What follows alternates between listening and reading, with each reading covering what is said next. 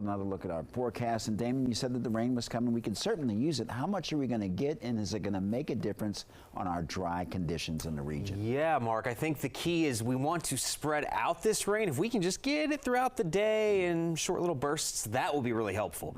But we just don't want that heavy rain all at once. That's where the flooding concern comes in. So let's talk here, folks. It's been a while since we've actually talked about any significant rain in the DMV. Here's that flood watch again that remains in effect until midnight. With these counties in the flood watch, that is where we are most likely to see those heavier bursts of rain that could lead to some isolated flooding. That includes Charles, Calvert, St. Mary's counties in southern Maryland, and then down toward the northern neck of Virginia there, King George County included within this. The district, the I-95 corridor, not in the flood watch, but we could still get a couple of bursts of heavier rain. There's a very sharp cutoff between who sees the heavy rain and who does not see any rain at all. And the radar loop shows this perfectly. If you go out toward the Shenandoah Valley, I-81 westward, not expecting any rain at all for some of our western counties that need it the most. That's where we have those severe drought conditions going on. But to the east, still in a drought as well, but that's where this rainfall is concentrating.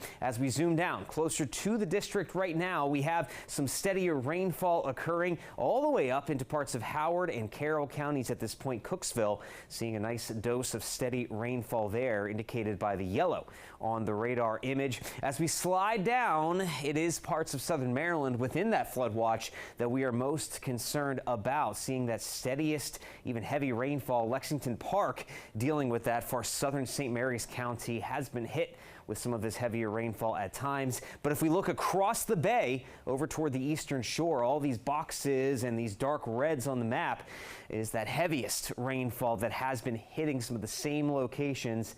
And that's where there are active flood warnings because of that. So thankfully, most of the DMV has been avoiding that heaviest rainfall for now. But there we go, right in the heart of the district, this dark green from Alexandria right into the National Mall up to Silver Spring. That's just some steady rain that is coming down at this point, certainly making the roadways slick, but thankfully not causing us any sort of major flooding problems as of right now. But here's the frontal boundary that has moved back in, and it's been causing all of this rain to spark up and linger over some of the same locations here in the DMV to the east. Now, high pressure that's right nearby will eventually kick this front out of here by tomorrow. But until that happens, we're in for a long afternoon and evening of plenty of rainfall across the eastern half of the DMV. Here we go, 2 o'clock. There's some of that heavier rain potentially developing east of I-95 into parts of southern Maryland, right along the shoreline of the Chesapeake Bay. Now, there could be a couple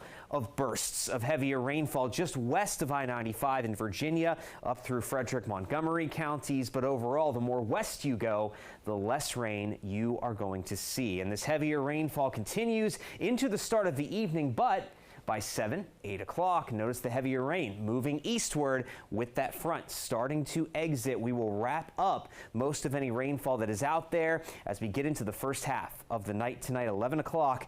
Most of that rain is long gone, and outside of a couple of spotty showers and storms later in the day tomorrow, we will start to see things dry out as we head into the start of the weekend. So just keep an eye out as we go throughout the day today for that possible flooding. But overall, it just stays cooler and it's pretty muggy out there as well. But temperatures, humidity levels spike once again this weekend with that rain exiting. We're talking upper 90s back in play by early next week.